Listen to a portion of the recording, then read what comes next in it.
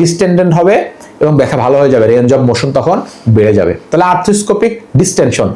আর একটা পদ্ধতি আছে যেটা হচ্ছে আর্থ্রোস্কোপিক রিলিজ। এরপরেও আপনার ভালো হচ্ছে না ডিস্টেনশন করার পরেও, তাহলে কিন্তু আর্থ্রোস্কোপিক রিলিজের দিকে চলে যেতে হবে, মানে ওই একটাই যে ক্যামেরা পোর্ট ঢুকায় জায়গাটা রিলিজ করে দিতে হবে। এছাড়াও আরেকটা ট্রিটমেন্ট করা হয়, সেটা হচ্ছে অ্যানাস্থেটিক, মানে পুরো জায়গাটা অবশ করে বা অজ্ঞান করে এরপরে মুভমেন্ট করানো হয়। এই জয়েন্টের যত মুভমেন্ট আছে এগুলো করা হয়, এটা বলা হয় অ্যানাস্থেটিক ম্যানিপুলেশন। তো এই ধরনের চিকিৎসা কিন্তু এখানে দেওয়া হয়। এজন্যই আপনাদের ডাক্তারের কাছে আসা উচিত প্রথম স্টেজেই।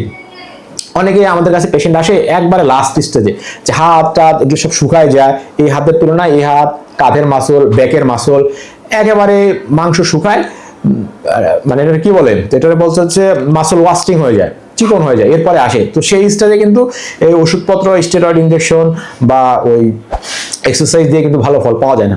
তো ঘাড়ে ব্যথার পেশেন্টের প্রথম অবস্থাতেই যদি ডাক্তারের কাছে আসে, অর্থোপেডিক্স ডাক্তারের কাছে আসে এবং চিকিৎসা নেয়, তাহলে কিন্তু আমাদের রোগটাকে ভালো হয়, যেন অপারেশনের দিকে যাওয়া না লাগে। তাহলে আজকের ভিডিও থেকে আমরা কি দেখলাম? আমরা